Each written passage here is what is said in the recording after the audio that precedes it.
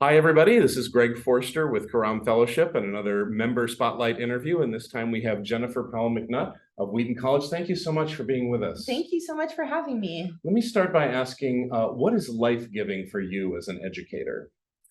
I'm at an institution that allows me to really invest in my students as whole people, to mentor them, to get to know them, to support them in prayer and in just whatever they might be going through in their lives. And so not just caring about their minds, but also who they are, as a whole person. And I love that part of it. I love mentoring them in those ways.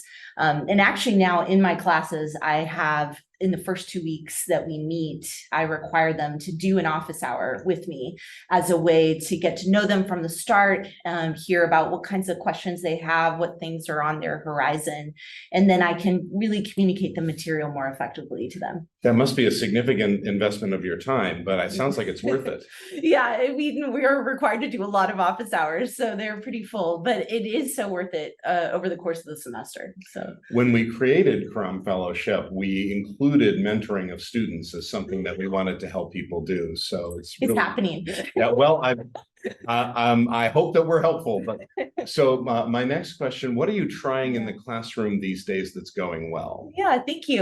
So I'm teaching a class on global church history, which is a survey course that I've developed, and the class it's in person and there's also a remote option. And one of the things that I've been doing is having them do a research project on a Bible and its translation, any Bible at any time in church history, as a way to basically get into the story of how the Bible enters a society and culture and its impact, how, the translator is able to navigate the complexities of that. And I think it does kind of help them to think through a little bit more about their Bible and their experience of the Bible today. That's for the survey class. For my seminars, I've, especially on Bible history, I'm having them go into the archives, actually directly engage with rare Bibles, thinking through the theology, the exegesis, but also the material culture of the Bible, as an expression of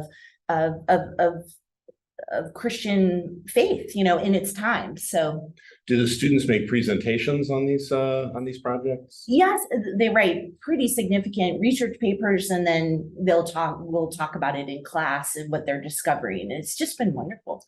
It's a great way to overcome some of the difficulties of digital modality. Yes. Right, to have conversation projects. Yes.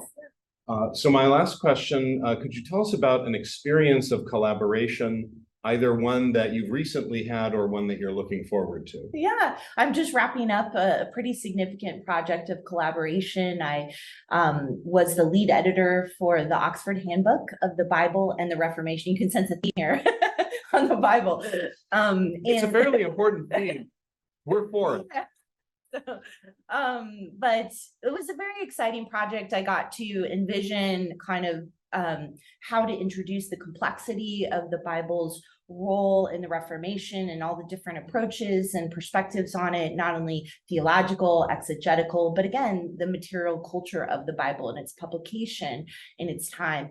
And that required collaborating with, I had 50 scholars involved in the project from Europe and America, writing chapters and just basically putting our heads together to think through what does it mean to understand the Bible's role in the Reformation.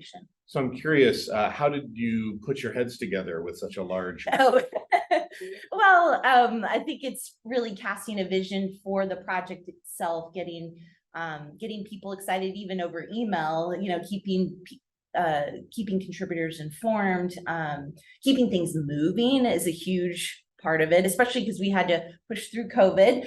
So, and then, I think just drawing together all of the different approaches and insights of scholars in that introduction to say, this is our conclusion essentially. So collaboration's a lot of work, but yes, it's worth it. It's worth it. Yeah. Jennifer, thank you so much for being with us. Thank you.